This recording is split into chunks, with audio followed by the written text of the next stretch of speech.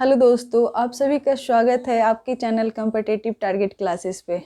आज का video polity में भी भाग 5 की आज यहाँ पे चर्चा की जाएगी। जैसा कि आप सभी को पता है कि यहाँ अनुच्छेद के 1 से 395 अनुच्छेद के बारे में आप लोग को याद कराने ऐसा तरीके से बताया जाएगा कि आप कभी भी वो नहीं भूल पाओगे। तो मेरा टारगेट आप लोग का पॉलिटी का सारा चीज़ ऐसे करके एग्जाम में आप लोग का बना कर आओगे, एक भी क्वेश्चन गलत नहीं होगा। इसलिए आप हमारे चैनल के साथ बने रहो, क्योंकि आज का वीडियो बहुत खास होने वाला है, जो कि भाग 5 की चर्चा यहाँ पे चलेगी। इसके साथ साथ भाग 1 से लेकर 4 की चर्चा पिछले वीडियो में कर दिया गया। आप लोग जाकर प्लेलिस्ट में देख सकते हो, वहाँ पे आपको सारे वीडियो मिल जाएंगे। यदि आप हमारे चैनल पे नए हो तो इस चैनल को ज़रूर सब्सक्राइब करो, क्योंकि यहाँ पे कोई भी वीडियो डाला जाएगा तो आप तक आराम से पहुँच जाएगा। तो और यदि हमारा वीडियो अच्छा लगे तो इसे लाइक ज़रूर करना। आज का वीडियो बेसिकली पॉलिटी से है। पॉलिटी में भाग 5 जो कि संघ के बारे में बताता है। अब संघ में क्या क्या आता है, आपके संघ की क्या क्या से बनता है, उस सब की चर्चा यहाँ पे की जाएगी। इसके अलावा यहाँ से ऐसे सारे आपके छोटे छोटे से टॉपिक जिसमें आप कंफ्यूज होते हो कि राष्ट्रपति का कौन सा अनुच्छेद है, उपराष्ट्रपति, फिर प्रधानमंत्री हो गए, मंत्रिपरिषद हो गए, इसके साथ साथ ही मुख्यमंत्री, राज्यपाल, कैबिनेट, राज्य मंत्री, उप मुख्यमंत्री, मतलब मंत्रिपरिषद किस कैसे बनते हैं, सबकी चर्चा यहाँ पे की जाएगी। तो आप हमारे वीडियो के लास्ट तक बने रहो। आज की वीडियो बेसिकली संघ के बारे में है। संघ अभी सिर्फ आप लोग देख लो, वीडियो के साथ लिखो मत, क्योंकि ये सारे चीज़ अभी आपको समझाया जाएगा, फिर आपको स्पेशल टॉपिक वाइज टॉपिक सब चीज़ बताया जाएगा। तो आज मैं चर्चा करूँगी संघ।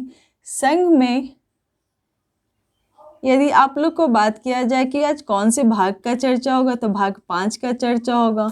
अब संघ कौन से अनुच्छेद से कौन से अनुच्छेद तक आपको रटवाने की मेरी तैयारी है, तो पिछले वीडियो में आप लोग जाकर देख सकते हो। 1 से 51 का ये आप लोग का बहुत अच्छे तरीके से हो चुका है। इसे आपको याद करने की ज़रूरत नहीं, सिर्फ आप देखोगे 1 से 2 बार वीडियो आपको इजीली याद हो जाएगा। वहीं आज से संघ की चर्चा चलेगी। यदि संघ का वो पूछा जाएगा कि अनुच्छेद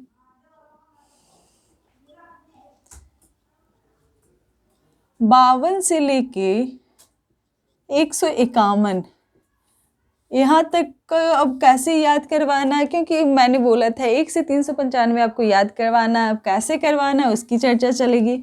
इसके साथ साथ वो संघ किससे मिलकर बनता है, कार्यपालिका, विधायिका और न्यायपालिका। अब कार्यपालिका का क्या काम होता है, विधायिका का क्या काम होता है, उसे भी यहाँ पे अच्छे तरीके से बताया जाएगा कि कार्यपालिका जैसे कि विधायिका कोई भी कानून बनाने का काम करता है, वही होगा कि कानून लागू कैसे किया जाता है तो हमारे कार्यपालिका करते हैं। फिर जो कानून लागू होता है, न्यायपालिका का काम होता है न्याय करना। वहीं कार्यपालिका को किस अनुच्छेद में रखा गया उसके बारे में चर्चा किया जाएगा। तो चलो हम अपने वीडियो की ओर चलते हैं, जो कि आप लोग को हर एक चीज़ हर एक पार्ट आज यहाँ पे तोड़ के बताया जाएगा, जिससे आपके मन में जितने भी कन्फ्यूजन है वो सारे दूर कर दिए जाएंगे। यदि संघ की बात किया जाए तो संघ कार्यपालिका,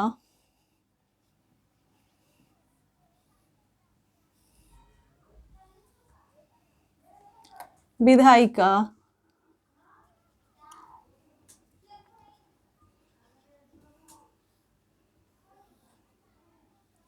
वहीं यदि बात किया जाए न्यायपालिका।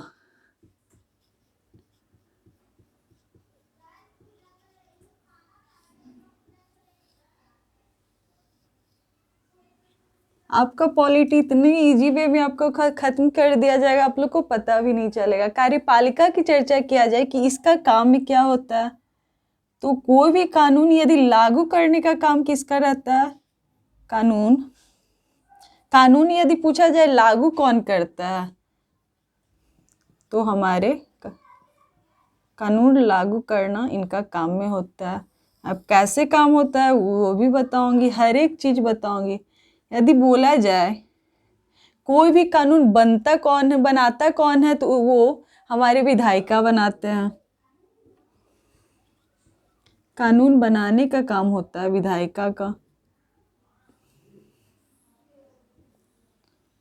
यदि न्याय करना किसका काम होता है? न्यायपालिका का। न्याय करना।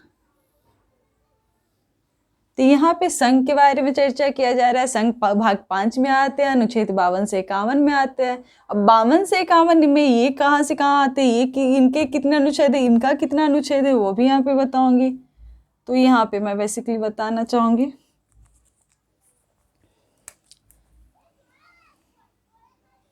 यदि अनुच्छेद की चर्चा किया जाए तो 52 से लेके 78 तक आपके कार्यपालिका में आएंगे। ये 52 से 78 तक क्या होगा उसकी भी जिक्र यहाँ पे किया जाएगा अभी। वहीं आपका यदि विधायिका के बारे में पूछा जाए तो ये अनुच्छेद 79 से लेके 123 तक आएंगे। अब 79 से 123 जो अध्यादेश के बारे में है वो क्या होते हैं, सब चीज़ की यहाँ पे जानकारी मिलेगी। सिर्फ आप हमारे वीडियो के लास्ट तक बने रहो, आपके सारे कन्फ्यूजन दूर हो जाएंगे। यदि न्यायपालिका को पूछा जाए कि ये कौन से अनुच्छेद में है, जो कि सर्वोच्च न्यायालय के बारे में आता है, फिर मुख्य न्यायाधीश, ये सब के बारे में आएगा, तो ये आएंगे आपके 124 से 148। अब 149, 50, 51 तीन क्या आएंगे वो भी बताया जाएगा। तो यहाँ तक तो ये चर्चा चली। अब कानून लागू करना मतलब कि कार्यपालिका में भी स्तर की बात किया जाए कि स्तर कितने होते हैं, तो 4 तरह के स्तर होते हैं। 2 यहाँ पे स्तर होता है जो कि हमारे विधायिका में होता है, 2 यहाँ पे होता है। एक केंद्र स्तर पर कार्यपालिका होता है, एक राज्य स्तर पर होता है। अब इसमें क्या आता है उसकी भी चर्चा की जाएगी। केंद्र स्तर पर, राज्य स्तर पर।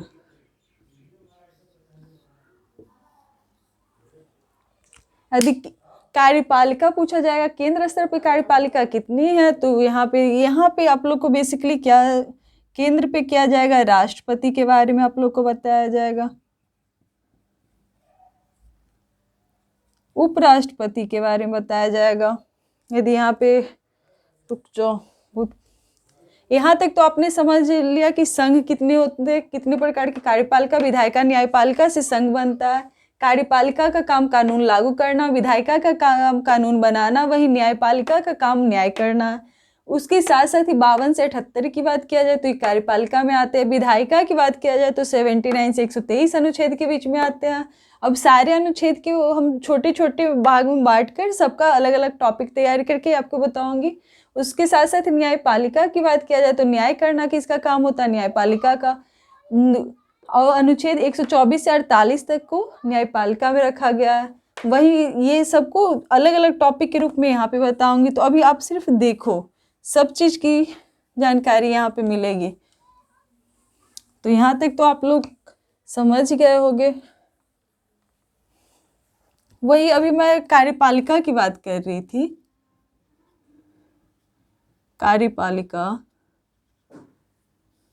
जो कि अनुच्छेद कहाँ से कहाँ तक का है, अनुच्छेद 52 से लेकर 78 तक। यदि स्तर के बारे में पूछा जाए कितने स्तर पे होता है, तो केंद्र स्तर पर, राज्य स्तर पर। चलो,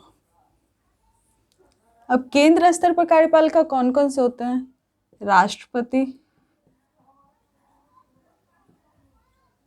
अब राष्ट्रपति का पूछोगे कौन से अनुच्छेद से कहाँ तक राष्ट्रपति का चर्चा चला हुआ है, तो 52 से लेकर 62 तक की बात किया जाए तो बेसिकली राष्ट्रपति के बारे में है। यदि 63 से लेकर 72 तक बात की, 52 से 62 की चर्चा किया जाए तो ये राष्ट्रपति के बारे में है। वहीं 63 से लेकर 73 तक बात किया जाए तो ये उपराष्ट्रपति के बारे में है। यदि 74 की बात किया जाए तो प्रधानमंत्री के बारे में है। 75 अनुच्छेद 75 के बारे में बोला जाए तो ये मंत्रिपरिषद के बारे में है। 76 की बात किया जाए तो महान्यायवादी के बारे में। वही 77 के अनुच्छेद 77 बोला जाता है कि 77 78 भारत सरकार के कार्य। तो ये सब आप लोग को इजी वे में याद हो जाएगा, अनुच्छेद आप लोग को पता भी नहीं चलेगा। तो यहाँ पे हम इसको तोड़ तोड़ के बताएंगे। 52 से 78 देखो अब भी आप लोग का सही हो जाएगा। यदि अनुच्छेद 52 से लेके 62 तक का चर्चा किया जाए तो ये आएंगे राष्ट्रपति में, उपराष्ट्रपति। पहले इसका ये कर देते हैं, कौन कौन से आता है केंद्र स्तर पे। उपराष्ट्रपति, प्रधानमंत्री,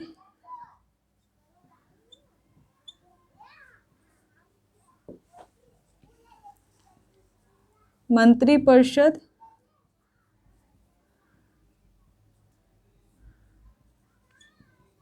मंत्रिपरिषद के बाद आपके आएंगे महान्यायवादी।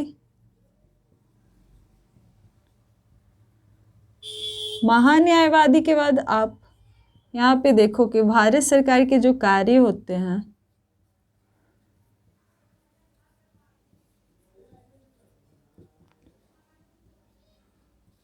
अभी मैंने बताया 52 से लेकर 78 तक आपको कैसे याद करना है। अनुच्छेद 52 से लेकर 62 तक की चर्चा किया जाए तो राष्ट्रपति के बारे में है। अनुच्छेद 63 से लेके 73 तक का बात किया जाए तो ये उपराष्ट्रपति के बारे में, मतलब कि उनकी कार्य क्या है, योग्यता क्या है, निर्वाचन कैसे होता है, वेतन, शपथ, ये सब के बारे में है। तो वो उसकी चर्चा मैं अलग अभी करूँगी। यदि प्रधानमंत्री के बारे में पूछा जाए तो वो कौन से अनुच्छेद में है, अनुच्छेद 74 की चर्चा किया जाए कि अनुच्छेद 74 में प्रधानमंत्री की चर्चा की गई है। वहीं मंत्रिपरिषद की चर्चा किसमें की गई है तो अनुच्छेद 75।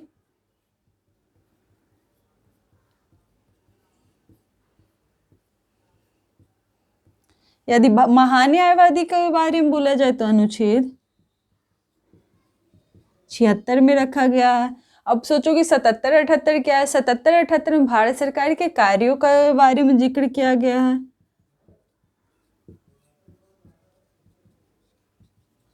तो यहाँ पे देखो कि 52 से 78 आप लोग का ऐसे ही याद हो गया, पता भी नहीं चला। लेकिन यहाँ पे देखना है कि कार्यपालिका में केंद्र स्तर पे अभी मैंने बताया था कि राष्ट्रपति आते, उपराष्ट्रपति आते, प्रधानमंत्री, मंत्रिपरिषद, महान्यायवादी और भारत सरकार के कार्य। इसके साथ साथ यदि आप लोग सोचोगे मंत्रिपरिषद कितने तरह के होते हैं तो वो भी अभी मैं बताऊंगी। यदि मंत्रिपरिषद के बारे में चर्चा किया जाए, मंत्रिपरिषद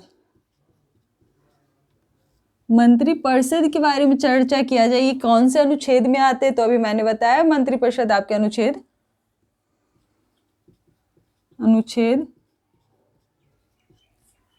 75 में आते हैं। अब इस 75 में मंत्रिपरिषद कितने तरह के होते हैं तो मंत्रिपरिषद 3 तरह के होते हैं। कौन कौन से, कैबिनेट मंत्री, राज्य मंत्री, वही उपमंत्री। सबके बारे में अलग अलग टॉपिक करके सबके बारे में बताया जाएगा।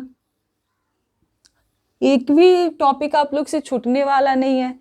जैसे कि मैंने यहाँ पे बताया था कि केंद्र स्तर पे कौन कौन से होते हैं, राष्ट्रपति, उपराष्ट्रपति, प्रधानमंत्री, मंत्रिपरिषद, महान्यायवादी, भारत सरकार के कार्य।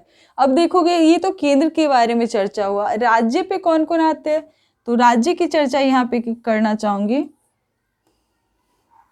राज्य पे कौन कौन आते हैं, सबसे पहले राज्यपाल। सेकेंड में बोला जाए तो मुख्यमंत्री। वही थर्ड पे कौन, राज्य के मंत्रिपरिषद। ये बेसिकली तो कार्यपालिका के बारे में बताया गया। यदि आप लोग से पूछा जाए कि विधायिका में भी अभी आपने बोला कि 2 स्तर पर, विधायिका भी 2 स्तर पे होते हैं। अब विधायिका में जो 2 स्तर होता है, अभी मैंने बताया था आप लोग को, विधायिका जो कि अनुच्छेद ये तो 52 से लेके 78 हो गया, ये हो गया 79 से लेके 123। अभी 52 से लेके 123 तक आप देखो कैसे याद हो जाएंगे। यदि यहाँ पे जैसे मैंने बताया कार्यपालिका 2 स्तर पे होते, वैसे ही विधायिका भी 2 स्तर पे होता है। एक केंद्र स्तर पे होता है, इसके भी 2 स्तर होते हैं, केंद्र स्तर वहीं दूसरे राज्य स्तर। तो ये सबकी चर्चा भी किया जाएगा, सिर्फ आप अभी देख लो। यदि केंद्र स्तर के बारे में बोला जाए कि इसमें केंद्र स्तर पे कौन कौन आते हैं, तो सबसे पहले संसद आता है। सबसे पहले इसमें संसद आता है। अब संसद देखोगे, संसद किससे मिलके बनते हैं, तो संसद आपके राष्ट्रपति, राज्यसभा, वहीं लोकसभा से मिलके आपके संसद बनते हैं। यदि ये अनुच्छेद पूछोगे तो ये 79 में आते हैं। 80 के अनुच्छेद, आर्टिकल 80 के बारे में पूछोगे, आर्टिकल 80 में क्या आता है, तो राज्यसभा आता है। 81 में क्या आता है, 81 की चर्चा किया जाएगा तो लोकसभा के बारे में। मतलब यहाँ पे आप लोग का अनुच्छेद, छोटे छोटे अनुच्छेद जो कि क्वेश्चन आपसे एग्जाम में ये सब क्वेश्चन आते हैं, तो यहाँ पे छोटे छोटे क्वेश्चन को इतनी बार रिपीट किया जाएगा कि आपका ऐसे ही आप लोग याद कर लोगे। यदि पूछा जाए राज्यसभा के चर्चा कौन से अनुच्छेद में किया गया, तो 80, अनुच्छेद 80 में। अनुच्छेद 81 किसके बारे में, तो लोकसभा के बारे में। संसद को कौन से अनुच्छेद में आते हैं, तो 79 में। वहीं ये तो केंद्र के बारे में था। यदि राज्य के बारे में पूछा जाए तो ये राज्य में विधानमंडल आते हैं। अब विधानमंडल में कौन कौन से हैं, विधानसभा, विधानसभा और विधान परिषद। तो ये सब का जिक्र यहाँ पे किया जाएगा। हर चीज को आपको छोटा छोटा रूप में तोड़ के बताया जाएगा। तो आप हमारे वीडियो के साथ बने रहो। आप लोग के पॉलिटी का छोटा छोटा चीज इजी वे में हो जाएगा। यदि अभी इतना चीज को मैंने बताया, अब इसको यदि छोटा सा रूप में आप तोड़ कर लिखो तो आप जानोगे कि अभी मैंने बताया संघ। संघ किससे मिलके बना है,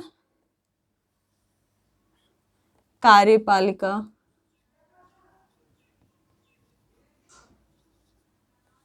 कार्यपालिका, विधायिका और न्यायपालिका।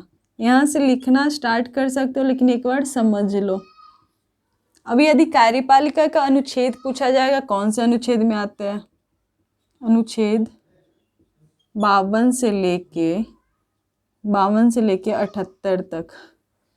वहीं विधायिका के बारे में बोला जाएगा, अनुच्छेद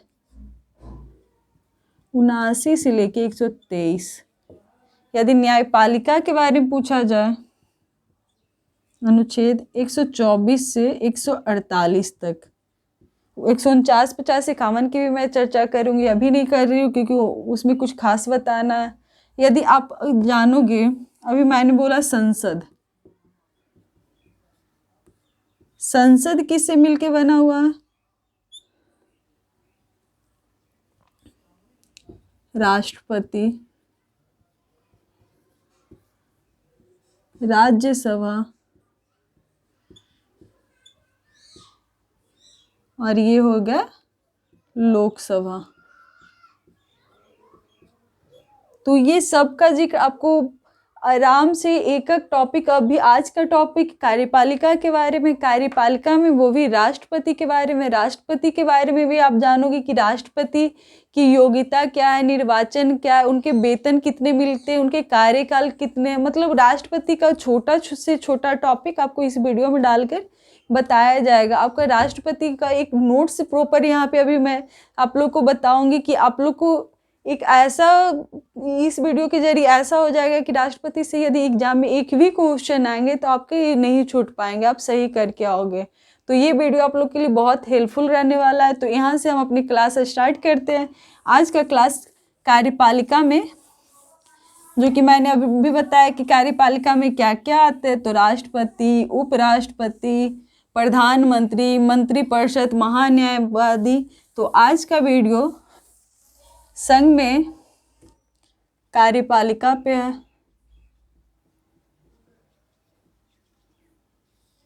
कार्यपालिका पे यहाँ से आप लोग लिख सकते हो कार्यपालिका में क्या क्या होते हैं। राष्ट्रपति, इनका काम कानून को लागू करना होता है। कानून लागू भी कैसे किया जाता है? राष्ट्रपति के सिग्नेचर से किया जाता है। जब तक वो हस्ताक्षर नहीं करेंगे कोई भी कानून लागू नहीं हो पाएगा। लेकिन ये कैसे अभी बताऊंगी, सारी इसकी चर्चा यहाँ पे किया जाएगा। चलो सब चीज लिख देती हूँ। यदि स्तर की बात किया जाए तो केंद्र स्तर, यहाँ से लिखना स्टार्ट कर सकते हो। राज्य स्तर, केंद्र स्तर के बारे में पूछा जाए कि क्या क्या आता है केंद्र स्तर पे, तो फर्स्ट आ गया राष्ट्रपति। आई होप सो आपको ये वीडियो अच्छा लग रहा हो। उपराष्ट्रपति, यहाँ से लिखना स्टार्ट कर सकते हो। प्रधानमंत्री,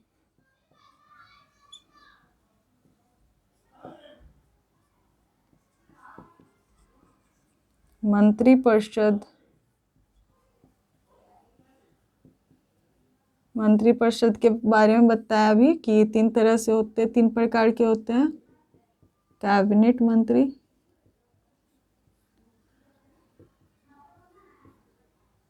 राज्य मंत्री। ये क्वेश्चन यहाँ से आते हैं क्योंकि आपको पूछा जाएगा मंत्रिपरिषद कितने तरह के होते हैं, तो 3 तरह के होते हैं। कैबिनेट मंत्री, राज्य मंत्री और उप मंत्री। वहीं इसके साथ आपके आते हैं महान्यायवादी,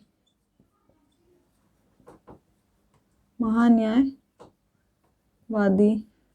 इसके साथ साथ भारत सरकार का कार्य, जो कि मैं यहाँ पे आप लोग को अनुच्छेद, अब आज की वीडियो में अनुच्छेद 52 से 78 का जिक्र होगा। भारत सरकार के कार्य, ये सब केंद्र स्तर पे आते हैं। सबका टॉपिक तैयार करके आप लोग तक पहुंचाया जाएगा। ये सब बहुत इम्पोर्टेंट होने वाले हैं। अनुच्छेद 52 से 62 तक का जिक्र राष्ट्रपति में है। अनुच्छेद 63 से 73 तक का जिक्र उपराष्ट्रपति के बारे में है। अनुच्छेद 74 प्रधानमंत्री के बारे में है। मंत्रिपरिषद के बारे में बोला जाए कि मंत्रिपरिषद के बारे में अनुच्छेद 75 के बारे में है। वही महान्यायवादी की जिक्र किया जाए तो अनुच्छेद 76 में महान्यायवादी, अनुच्छेद 77, 78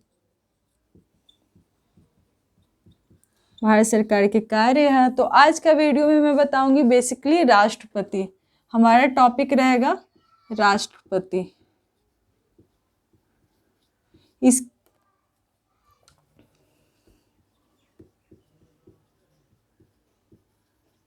इससे रिलेटेड आपके छोटे छोटे पॉइंट यहाँ पे बताए जाएंगे। तो अभी आप ये इतना लिख लो। यहाँ पे ये सब जानना आपके लिए बहुत ज़रूरी है कि कौन से अनुच्छेद में होते हैं। फिर इसके बारे में मैं डीपली बताऊंगी, तो वहाँ से और इजी पढ़ने वाला है, तो इसका स्क्रीनशॉट ले लो या लिख लो, फिर मैं बताती हूँ। अभी का वीडियो बेसिकली राष्ट्रपति के बारे में। राष्ट्रपति में अभी आप लोग जानोगे कि अनुच्छेद 52 जो बोलता है वो राष्ट्रपति के बारे में बोलता है। अब राष्ट्रपति का कार्यकाल क्या होता है, राष्ट्रपति के बारे में देखो कि हर एक एग्जाम यहाँ से क्वेश्चन करता है। वो एग्जाम में क्वेश्चन कैसा आता है, यदि आपको उससे पूछा जाएगा कि राष्ट्रपति का कार्यकाल कितने साल का होता है, यहाँ तक कि राष्ट्रपति का कार्यकाल क्या होता है उसकी चर्चा यहाँ पे करूँगी। यदि कार्यकाल के बारे में पूछा जाए आपको कि राष्ट्रपति का कार्यकाल कितने साल का होता है, तो 5 साल के बारे में ये सब यहाँ पे बताऊंगी। 5 ईयर की होता है।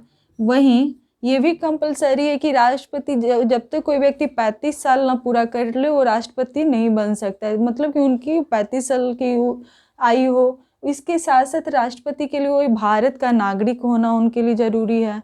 और यदि पूछा जाएगा कि कोई भी राष्ट्रपति कितनी बार निर्वाचन में भाग ले सकते हैं, तो अनुच्छेद 57 जो है,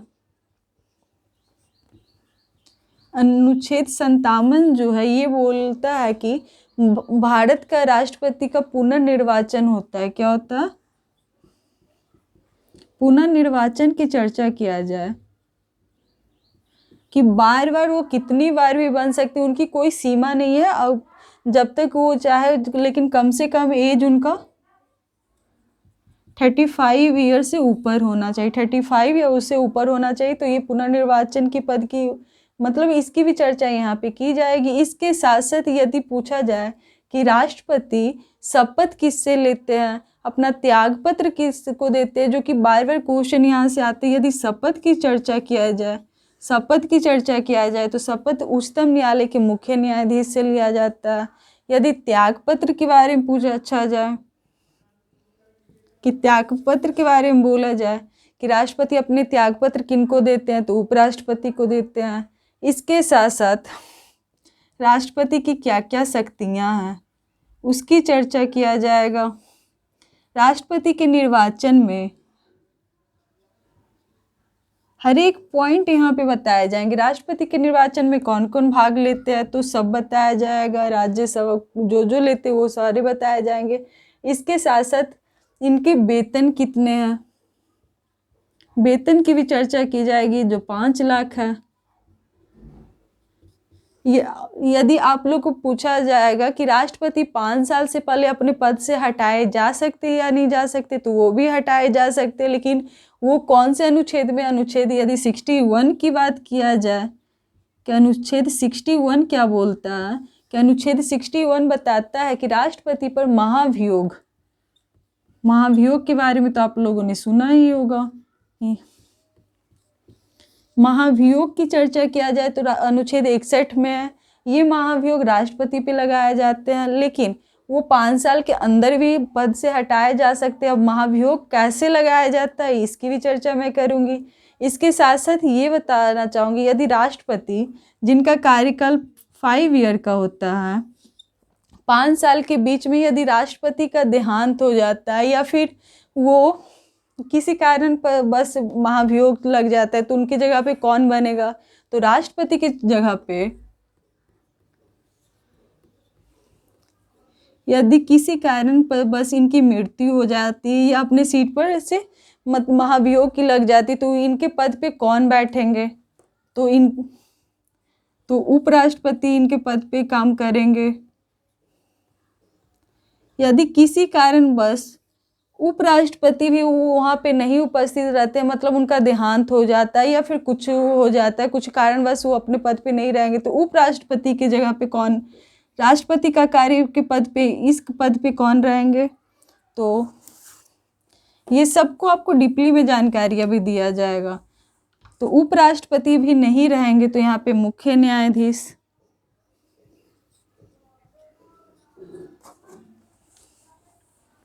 ये क्वेश्चन भी आप लोग का आ चुका है, इसलिए मैं इसके बारे में बता रही हूँ। यदि पूछा जाएगा कि राष्ट्रपति अपने पद से जब अनुपस्थित हो तो उनके पद पे कौन कार्य कर सकता है, तो आप लोग का यदि ऑप्शन में उपराष्ट्रपति हो, ये सब का डीपली जानकारी इसलिए दिया जा रहा है क्योंकि यहाँ से क्वेश्चन आते हैं और ये क्वेश्चन आप डीपली पढ़ लोगे तो इजी वे में वहाँ पे आप सॉल्व कर सकते हो। यदि उपराष्ट्रपति बैठ सकते, यदि उपराष्ट्रपति भी अपने पद पे अनुपस्थित हो तो यहाँ पे कौन, क्योंकि ये कभी खाली नहीं रह सकता है, तो ये फिल इन द ब्लैंक्स तो रहेगा नहीं, तो किसी को तो भरना होगा, तो मुख्य न्यायाधीश हो सकते हैं।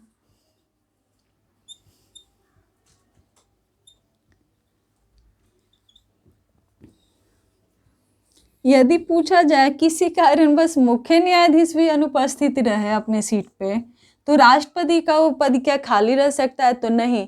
यदि सर्वोच्च न्यायालय, उच्चतम न्यायालय के कोई भी वरिष्ठ न्यायाधीश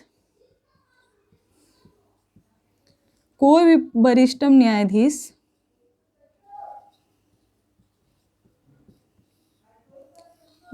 न्यायाधीश इस पद पे आ सकते हैं।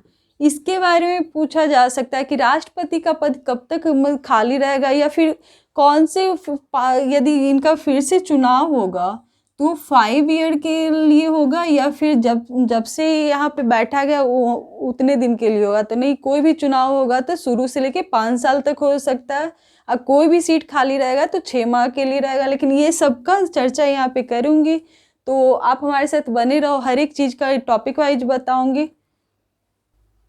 आज के वीडियो में मैंने सिर्फ राष्ट्रपति का डाला है, राष्ट्रपति का वो भी मैं यहाँ पे लिख कर इसलिए आप लोग को बता रही हूँ कि एक भी टॉपिक आपसे छूटे ना, मतलब वो हर एक टॉपिक यहाँ पे कवर कर देने की कोशिश कर रही हूँ जो एग्जाम आपसे करता है। तो आज का मैंने जो कार्यपालिका में आज राष्ट्रपति का मैंने डाला है 52 से 62 तक का अनुच्छेद में, ये 52 से 62 का अनुच्छेद, जो अनुच्छेद 52, 53, 54, 55 सबके बारे में यहाँ पे बताऊंगी।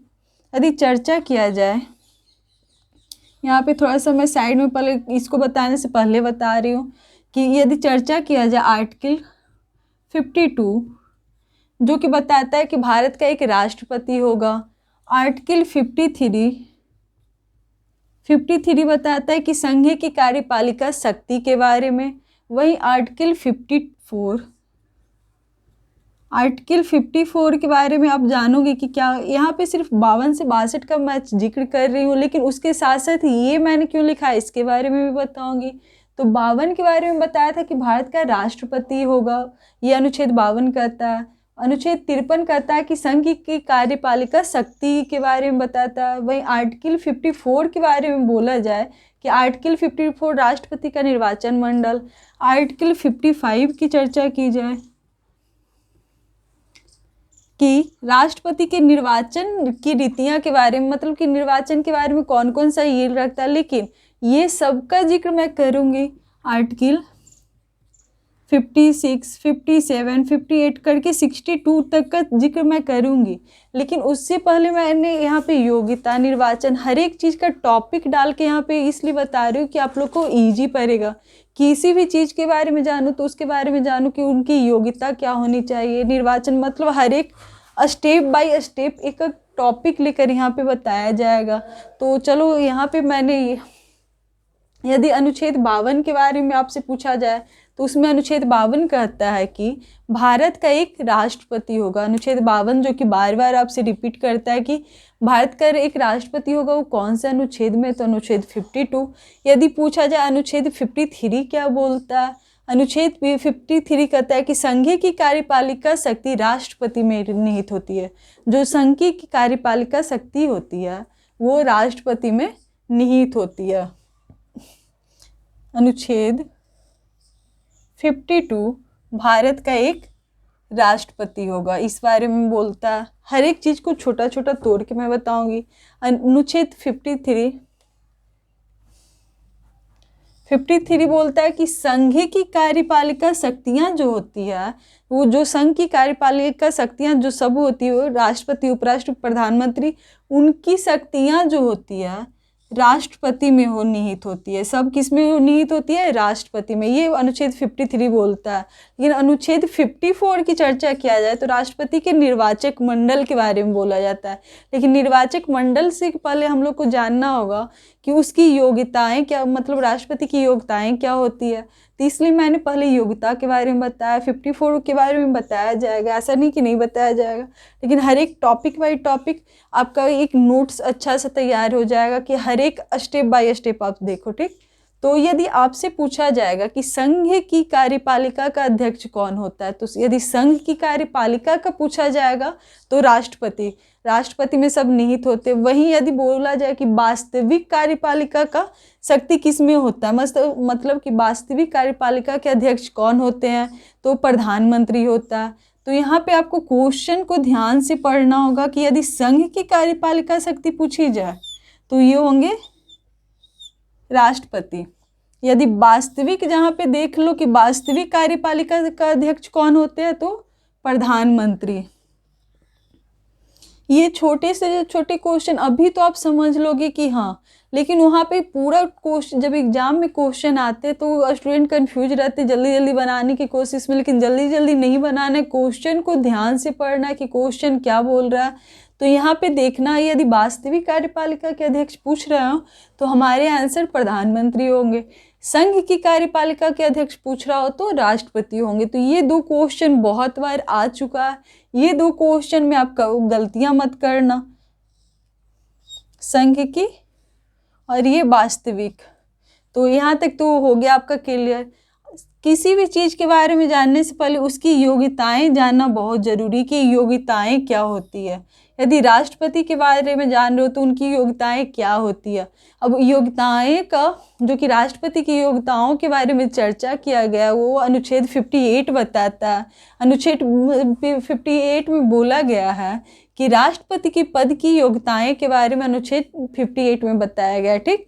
फिर वही बोला जा रहा है अनुच्छेद 58 किसके बारे में बोलता है, राष्ट्रपति के पद की योग्यताएं। अब योग्यताएं में भी मैंने अभी बताया कि भारत का नागरिक होना चाहिए, उनका एज कम से कम 35 ईयर्स ओल्ड होना चाहिए। तो यहाँ पे मैंने सब चीज़ आप लोग को डाल दिया है कि आप लोग लिख सको इसको कि कैसे कैसे क्या क्या होता है, जिसे मैं अभी बता रही हूँ। फिर आप लोग लिख कर एक नोट्स बना लेना, ये नोट्स बहुत यूजफुल होने वाले हैं। और यदि आप हमारे चैनल पे नए हो, आपको ये वीडियो अच्छा लग रहा हो तो इसे ज़रूर लाइक करना। और आप प्लेलिस्ट में जाकर देख सकते हो, वहाँ पे भाग 1, 2, 3, 4 की डीपली चर्चा कर दी हूँ मैंने, जो कि आप लोग के लिए वो भी वीडियो यूजफुल होने वाला है। यदि 58 की यहाँ पे मैं चर्चा कर रही हूँ, 58 बोलता है कि भारत का एक नागरिक हो, जो भी राष्ट्रपति का निर्वाचन में मतलब कि राष्ट्रपति की योग्यता के लिए वो होते हैं, वो भारत के एक नागरिक हो, 35 वर्ष की आयु पूरा कर चुके हो, कम से कम मिनिमम उनके ईयर कितनी होनी चाहिए, 35 वर्ष। भारत का नागरिक हो, 35 वर्ष हो, इसके साथ साथ पागल या दिवालिया ना हो, मतलब वो उनके मेंटल हालत सही होना चाहिए, ठीक। फिर चौथा बोला जाता है, जो व्यक्ति भारत के राष्ट्रपति के पद पर हो वो किसी भी सदन का सदस्य नहीं होना चाहिए। यदि कोई भी व्यक्ति, यदि वो राष्ट्रपति के लिए, कोई भी व्यक्ति यदि राष्ट्रपति चुनाव के लिए वो हो रहा है तैयार, तो उसे किसी भी सदन का नहीं होना चाहिए, ना वो लोकसभा का हो सकता है ना वो राज्यसभा का हो सकता है, मतलब किसी भी सदन का सदस्य नहीं होना चाहिए। उसके साथ साथ इसे देख लेना, किसी भी सदन के सदस्य नहीं होना चाहिए। उसके साथ साथ बोला जा रहा है वो किसी के लाभ के पद पर ना हो, मतलब राष्ट्रपति हो वो किसी भी लाभ के पद पर ना हो, ये सब उनकी योग्यताएं हैं। वही लिखा जाए लोकसभा का सदस्य बनने की योग्यता रखता हो, जो भी राष्ट्रपति हैं उन्हें लोकसभा के सदस्य बनने की योग्यताएं उनमें होनी चाहिए। उसके साथ साथ ये क्वेश्चन बहुत बार आपसे रिपीट कर चुका है कि राष्ट्रपति के चुनाव में 50 प्रस्तावक, 50 अनुमोदक, उसके साथ साथ 15,000 की राशि RBI में जमा करना पड़ता है उनको। 50 प्रस्तावक, 50 अनुमोदक और 15,000 रुपये की राशि RBI में जमा करना पड़ता है। इसके साथ साथ यदि बोला जा रहा है जमानत जब्त कर ली जाती है यदि उन्हें 1/6 वोट न मिले, यदि राष्ट्रपति को 1/6 वोट न मिले तो उनकी जमानत जब्त कर ली जाती है। तो उनकी योग्यताएं के बारे में हो गया, जो कि मैंने एक पॉइंट डाल के उनकी सारी योग्यताएं यहाँ पे डाला है। वहीं यदि निर्वाचन के बारे में बात किया जाए कि निर्वाचन प्रक्रिया में राष्ट्रपति के निर्वाचन चुनाव कैसे होता है और उनके चुनाव में कौन कौन से भाग लेते हैं, वो प्रत्यक्ष होता है या अप्रत्यक्ष होता है ये। तो राष्ट्रपति का चुनाव निर्वाचन मंडल द्वारा होता है। किसके द्वारा होता है? राष्ट्रपति का चुनाव जो भी होता है निर्वाचन मंडल के द्वारा होता है। ये पॉइंट आप लोग को बहुत इंपॉर्टेंट रहने वाला है, इसे बहुत ध्यान से देखना। ये बहुत बार मतलब मल्टीपल रिवीजन भी कर लोगे तो ये कम होगा, क्योंकि बहुत बार आपको एग्जाम में आ चुका है। यदि राष्ट्रपति के निर्वाचन में दिया हुआ रहता है राष्ट्रपति के निर्वाचन में कौन कौन भाग लिए हुए रहते हैं, तो वहाँ पे रहता है लोकसभा के निर्वाचित सदस्य। यहाँ पे ध्यान से देखना, लोकसभा के निर्वाचित सदस्य हैं, न कि टोटल है। लोकसभा के निर्वाचित सदस्य, राज्यसभा के निर्वाचित सदस्य, वहीं राज्य के विधानसभा के निर्वाचित सदस्य, मतलब जो निर्वाचित होते हैं, ऐसा नहीं कि मनोनीत या आंगल भी, क्योंकि लोकसभा में आप लोग जानोगे कि 2 आंगल होते हैं, वही राज्यसभा में जानो कि 12 मनोनीत होते, तो नहीं, लोकसभा के निर्वाचित सदस्य मतलब कि 543 सदस्य रहते हैं। यहाँ की बात किया जाए तो 233। अब मैंने 233 ही क्यों लिखा, 12 मनोनीत सदस्य होते, 12 मनोनीत सदस्य यहाँ पे भाग नहीं लेते, ओनली निर्वाचित सदस्य भाग लेते हैं, ये इंपॉर्टेंट रहने वाला है। राज्य के विधानसभा के सदस्य रहते हैं, ये कंफ्यूज कर जाता है कि विधानसभा के रहते हैं या विधान परिषद के रहते हैं, तो विधान परिषद के नहीं रहते, ओनली विधानसभा के निर्वाचित सदस्य रहते। वहीं दिल्ली एवं पुदुचेरी विधानसभा के सदस्य भी रहते, कहाँ के, दिल्ली और पुदुचेरी। तो ये आपका बहुत इम्पोर्टेंट रहने वाला है कि यदि पूछा जाएगा कि राष्ट्रपति के निर्वाचन मंडल में कौन कौन भाग लेते हैं, तो लोकसभा के निर्वाचित सदस्य, राज्यसभा के निर्वाचित सदस्य, वहीं राज्य के विधानसभा के मनोनीत सदस्य भाग लेते हैं। जो राज्यसभा के विधानसभा के निर्वाचित सदस्य मनोनीत और आंगल नहीं लेते हैं। मनोनीत की बात किया जाए, जो कि राज्यसभा में 12 सदस्य होते तो वो भाग नहीं लेते। आंगल के बारे में बोला जाए, जो लोकसभा में 2 सदस्य होते जिन्हें राष्ट्रपति निर्वाचित करते वो नहीं लेते हैं। दिल्ली पुदुचेरी के सदस्यों को तो विधानसभा के सदस्य में भाग लेते हैं। ये तो निर्वाचन है, योग्यताएं हुई। इसके साथ साथ अभी मैं और नेक्स्ट टॉपिक यहाँ पे लिखूंगी, इतना लिख लो, इसका स्क्रीनशॉट ले लो, ये बहुत इंपॉर्टेंट रहने वाला, इसे मिटा देना, सिर्फ इतना लिख लो, ये बहुत इंपॉर्टेंट रहने वाला। अनुच्छेद 54 तक तो हो चुका है। अनुच्छेद 55 की चर्चा किया जाए तो अनुच्छेद 55 क्या बोला जाता है? अनुच्छेद 55 बोल रहा है कि राष्ट्रपति के चुनाव का तरीका कैसा होना चाहिए। यदि पूछा जाएगा कि राष्ट्रपति के चुनाव के तरीके का वर्णन कौन से अनुच्छेद में किया गया, तो अनुच्छेद 55 में किया गया। इसके साथ साथ अनुच्छेद 55 में क्या बोला जा रहा है कि एकल संक्रमणीय मत प्रणाली से है। अनुच्छेद 55 का संबंध एकल संक्रमणीय मत प्रणाली। यदि पूछा जाएगा कि राष्ट्रपति का चुनाव होता है वो प्रत्यक्ष रूप में होता है या अप्रत्यक्ष रूप में होता है, तो ऑब्वियस है कि वो अप्रत्यक्ष रूप में होता है। अप्रत्यक्ष रूप किसे कहा जाता है? प्रत्यक्ष रूप वही होता है जिसमें जनता भागीदारी ले रहे हो, मतलब कि लोकतंत्र से जो जनता जिसमें भाग लेते हैं वो प्रत्यक्ष हो गया, और जो अप्रत्यक्ष होगा उसमें जनता भाग नहीं लेते। तो कौन कौन भाग लेते हैं? जैसा कि मैंने बताया अभी कि राष्ट्रपति के चुनाव में लोकसभा में निर्वाचित सदस्य, राज्यसभा का निर्वाचित सदस्य, उसके साथ साथ राज्य की विधानसभा के निर्वाचित सदस्य, फिर आपका जम्मू कश्मीर हो गया, लद्दाख हो गया, पुदुचेरी हो गया, वहाँ के निर्वाचित विधानसभा के सदस्य भाग लेते हैं। तो ये चुनाव जो होता है वो अप्रत्यक्ष निर्वाचन द्वारा होता है। इसके साथ साथ एकल संक्रमणीय मत प्रणाली, ये बहुत इंपॉर्टेंट है।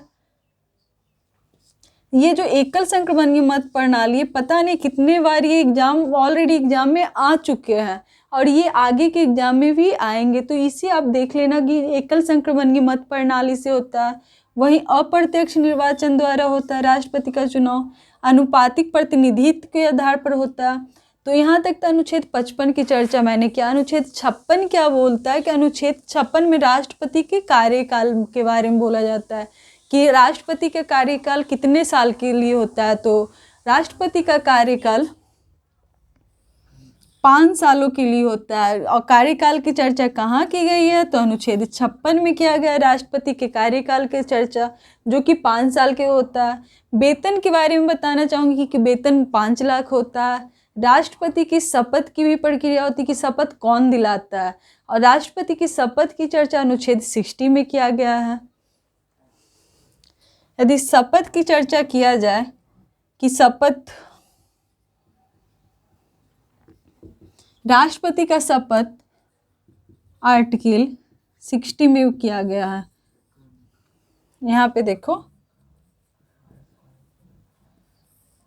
आर्टिकल 60 में राष्ट्रपति की शपथ के बारे में बताया गया। राष्ट्रपति का शपथ कौन दिलाता है? तो मुख्य न्यायाधीश।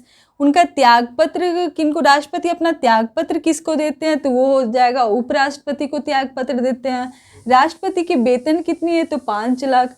अनुच्छेद 57 के बारे में जानोगे कि अनुच्छेद 57 क्या बोलता है। तो पुनर्निर्वाचन के लिए अनुच्छेद 57 की चर्चा की गई, जैसा कि एक व्यक्ति कितनी भी बार राष्ट्रपति बन सकता है, उसकी कोई लिमिट नहीं है कि वो एक बार बनेगा, 2 बार बनेगा, या फिर राष्ट्रपति का यहाँ पे पुनर्निर्वाचन हो कि एक व्यक्ति कितनी बार राष्ट्रपति के चुनाव में भाग ले सकते हैं, वो अनुच्छेद 57 में है।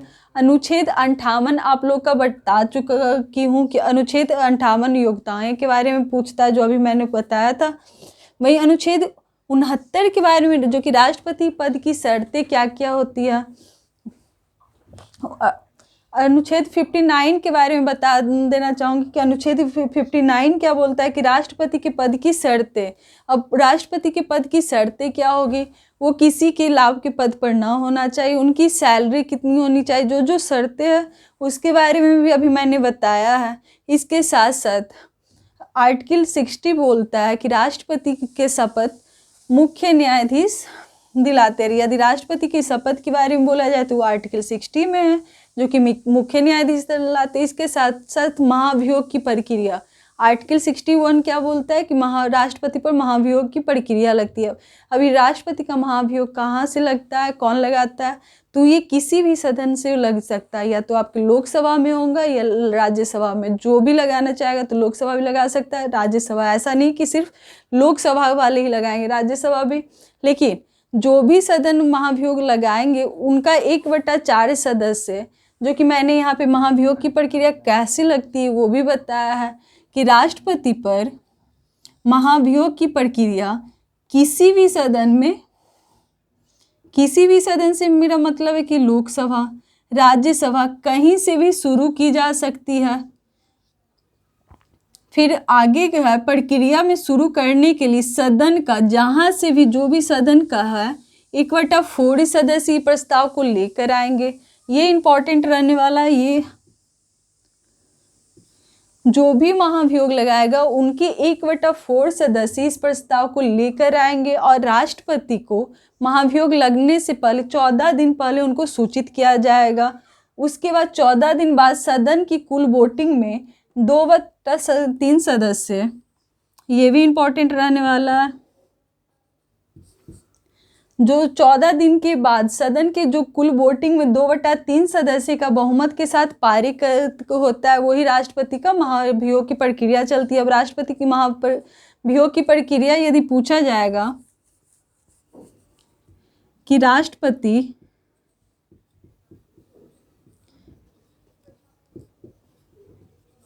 महाभियोग की प्रक्रिया, पहले राष्ट्रपति पर महाभियोग कौन से अनुच्छेद में लगता है, तो अनुच्छेद 61, आर्टिकल 61। कहाँ से स्टार्ट होता है, कौन स्टार्ट करता है, तो ये राज्यसभा या लोकसभा कोई भी स्टार्ट कर सकता है। लेकिन जो भी स्टार्ट करेगा सदन के 1/4 सदस्य इस प्रस्ताव को लेकर आएंगे, 1/4 सदस्य द्वारा लेकर आया जाता है। यदि पूछा जाएगा कि राष्ट्रपति को सूचित कब किया जाता है, राष्ट्रपति को सूचना कब दी जाती है महाभियोग की, तो 14 दिन पहले, 14 दिन पहले। और यदि पूछा जाएगा यह प्रस्ताव कितने सदस्य द्वारा पारित किया जाता है, तो 2/3 सदस्य। 2/3 सदस्य बहुत इंपॉर्टेंट रहने वाले हैं, यहाँ से भी एग्जाम में क्वेश्चन आते हैं, तो इसे भी ध्यान में देखना। इससे पहले मैंने राष्ट्रपति के बारे में बता दी हूँ, यहाँ पे 52, 53 जो भी अनुच्छेद है 61 तक मैंने यहाँ तक कर दिया। राष्ट्रपति का एक वीडियो और अभी अपलोड कर दिया जाएगा, जिसमें बीटों की संख्या, राष्ट्रपति जो बीट लगाते हैं आगे की, वहाँ पे भी मैं चर्चा करूँगी। तो इस वीडियो में यहीं तक ही छोड़ती हूँ, आगे मैं बताऊँगी। तो आप थैंक यू हमारे साथ लास्ट तक बने रहने के लिए। लेकिन इस वीडियो के बारे में आप ज़रूर बताना कि ये वीडियो आपको कैसा लगा, ये कमेंट बॉक्स में जाकर लिखना। तो थैंक यू दोस्तों लास्ट तक बने रहने के लिए।